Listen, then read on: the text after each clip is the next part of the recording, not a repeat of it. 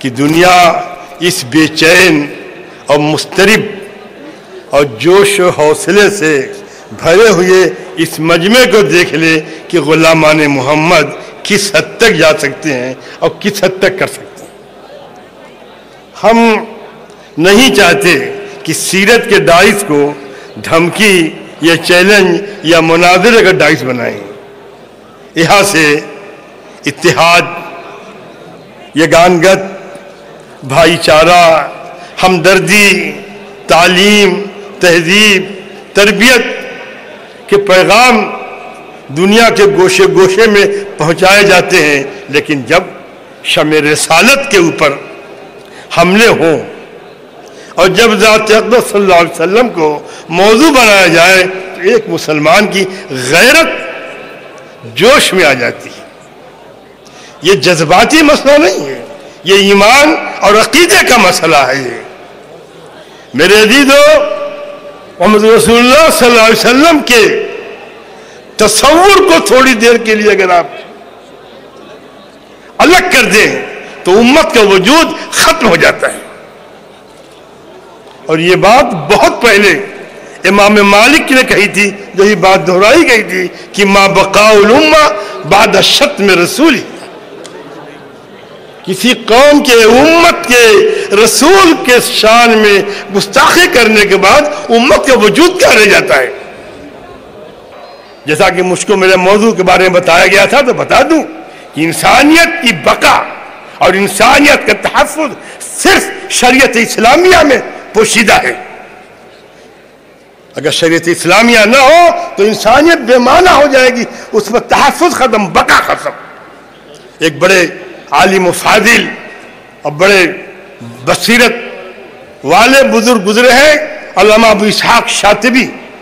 انہوں نے اپنی کتاب موافقات میں شریعت اسلامیہ پہ بحث کرتے ہوئے لکھا ہے کہ اس کے بنیادی مقاصد 5 ہیں۔ پہلا مقصد انسان کی جان کا تحفظ ہو۔ اب اس جان کے تحفظ کو آپ سوچتے چلے جائیے، غور کرتے چلے جائیے۔ قتل کو اسی لیے اسلام نے منع کیا ہے، خون ریزے کو اسی لیے اسلام نے منع کیا ہے۔ قرآن نے کہا ہے وَلَكُمْ فِي الْحَيَاةِ قِصَاصٌ يَا أُولِي الْأَلْبَابِ۔ قصاص کہتے ہیں قتل کا بدلہ قتل۔ عرب کہا کرتا تھا القتل انفع للقتل، وہ ایک منفی سوچ تھی۔ وَلَكُمْ فِي الْحَيَاةِ قِصَاصٌ يَا أُولِي الْأَلْبَابِ، یہ مثبت سوچ ہے، اسلام مثبت ہے۔ وَلَكُمْ فِي الْقِصَاصِ حَيَاةٌ يَا أُولِي الْأَلْبَابِ۔ دوسرا مقصد تحفظ نسل، جان تو بچ گئی، نسل کا تحفظ ہو۔ اب اس تحفظ نسل پہ آپ غور کریں۔ میں غور کروانے نہیں بیٹھا ہوں، میں استاد نہیں ہوں، صرف نقل کر رہا ہوں۔ میں دنیا میں کس طرح سے نسل کشی ہوئی ہے اور کیسے ہو رہی ہے، کیا کیا تدبیریں نکالی جا رہی ہیں۔ تیسری چیز تحفظ عقل، انسان کی عقل محفوظ رہے۔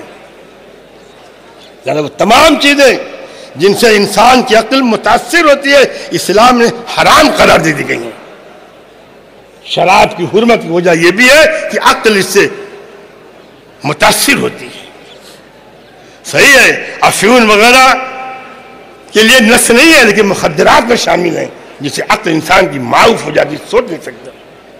پھر انسان کہ دین کا تحفظ، اس کا دین محفوظ رہے۔ اسلام اپنے ماننے والوں کو تاکید کرتا ہے کہ غیروں کے دین کی حفاظت کرو۔ اتنا حوصلہ کسی مذہب میں نہیں ہے جتنی حکومتیں مذہب کی بنیاد پہ بنی ہیں۔ ایک مثال دے دو کہ جنہوں نے دوسرے کے دین کا تحفظ کیا ہو۔ ہم نے کیا ہے، شام کے گرجوں کو ہم نے باقی رکھا ہے، مصر کے گرجوں کو ہم نے باقی رکھا ہے۔ ہمارے ہاں جتنی حکومتیں بنی ہیں انہوں نے دوسروں کے عبادت خانوں کو محفوظ رکھا ہے، جاگیریں دی ہیں، جائیداد دی ہیں، معافیاں دی ہیں، پجاریوں کی حمایت کی ہے۔ ہم نے کسی کے مذہب پہ ڈاکہ نہیں ڈالا ہے۔ یہ ستم ہم پہ کیا جا رہا ہے اور ہمارے حوالے سے تاریخ پہ ستم کیا جا رہا ہے، تاریخ کو چھٹلایا جا رہا ہے۔ یاد کر لو، تاریخ ووٹنگ نہیں ہے، کہ دوڑ دھوپ کر کے دھوس جمع کر کے خرید و فروخت کر کے اپنے حق میں ووٹ ڈلوا لو، جیت جاؤ۔ تاریخ کے فیصلے انسانی برادری کرتی ہے، اور تاریخ کبھی ہاری نہیں ہے، تاریخ ہمیشہ جیتی ہے، اور تاریخ اپنے کو دہراتی بھی ہے۔ اور مسلمانوں کی تاریخ میں تاریخ نے ہمیشہ اپنے کو دہرایا ہے، اسی لیے مسلمان قوم اپنی پژمردگی کے باوجود تازہ دم ہے، بے حوصلہ نہیں ہے، مردہ نہیں ہے، فاقہ ہے، بدحالی ہے، پیوند لگے ہیں کپڑے میں، مال نہیں ہے، دولت نہیں ہے، مزدوری کرتا ہے مسلمان، جھوگے اٹھاتا ہے، ٹوکرے اٹھاتا ہے، گونیاں اٹھاتا ہے۔ اپنے بچوں پر بھی خرچ کرو تو احتیاط سے خرچ کرو، دیکھو مال کہاں خرچ کر رہے ہو۔ فضول خرچی کو ناجائز قرار دیتا ہے اسلام، لیکن کہتا ہے دوسروں کے بارے میں ان کے مال کے تحفظ کرو، کبھی بھی ناجائز مال کھاؤ مت۔ ہمارے بزرگان دین جب بیعت کراتے ہیں تو جملہ یہ بھی کہتے ہیں ہم نے توبہ کی پرایا مال ناحق کھانے سے، پرایا مال ناحق کھایا نہیں جاتا۔ اتنی بات میں آپ سے ضرور کہنا چاہوں گا کہ آپ بڑے حوصلوں سے آئے ہیں، بڑی امیدوں سے آئے ہیں، بڑی آرزوؤں سے آئے ہیں۔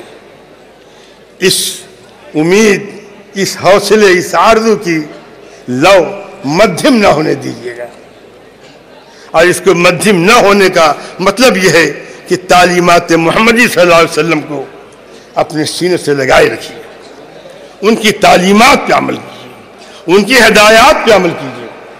اور اگر حضور سے آپ واقعی محبت چاہتے ہیں تو میں آپ کو بہت آسان نسخہ بتاتا ہوں، اور میں نے اپنے اکثر دوستوں کو نسخہ بتایا ہے کہ سیرت پاک صلی اللہ علیہ وسلم کے اوپر جو کتابیں لکھی ہوں، بغیر کسی سفارش سے کہتا ہوں جو کتاب میسر آ جائے آپ پڑھیے، پڑھ نہیں سکتے تو پڑھوائیے کسی کو بلا کر کے، وہ کتاب ختم ہو جائے دوسری پڑھیے، سیرت کا مطالعہ ہمیشہ رکھیے۔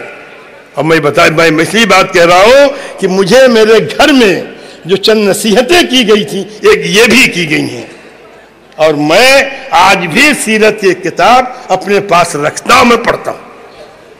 اس سے حضور پاک صلی اللہ علیہ وسلم کی ذات سے قرب پیدا ہوتا ہے، اس سے شریعت پہ عمل کرنے کا حوصلہ پیدا ہوتا ہے، اس سے دین کے سمجھنے میں مدد ملتی ہے۔ اللہ کے رسول صلی اللہ علیہ وسلم کی ذات پر اپنی جان نچھاور کر دینا یہ ہر مسلمان کی آخری خواہش ہے۔ اللہ اس خواہش کو پوری کرنے کی توفیق عطا فرمائے۔ ہمارے اسی ہندوستان کا شاعر تھا جس کا نام تخلص شہیدی تھا، نہ جانے کس موڈ میں انہوں نے نعت کا ایک شعر کہہ دیا تھا کہ تمنا ہے درختوں پر تیرے روضے کے جا بیٹھے، تمنا ہے درختوں پر تیرے روضے کے جا بیٹھے، قفس جس وقت ٹوٹے طائر روح مقید کا۔ اس وقت جب وہ مدینہ طیبہ میں حاضری ہوئی ہے، اونٹ پہ سوار تھے، ناقہ پہ، روضہ اطہر کا گنبد سامنے آیا، گرے اور روح قفس عنصری سے پرواز کر گئی۔ ٹاف ہو جس میں ایمان کے پورے تقاضے ہوں، جس میں ظلم نہ ہو، جس میں زیادتی نہ ہو، جس میں بربریت نہ ہو، جس میں انسانیت ہو، شرافت ہو، خلوص ہو، مروت ہو۔ اللہ تعالی ہر مسلمان کو اپنے رسول سے قرب کی توفیق عطا فرمائے۔ وآخر دعوانا الحمدللہ رب العالمین۔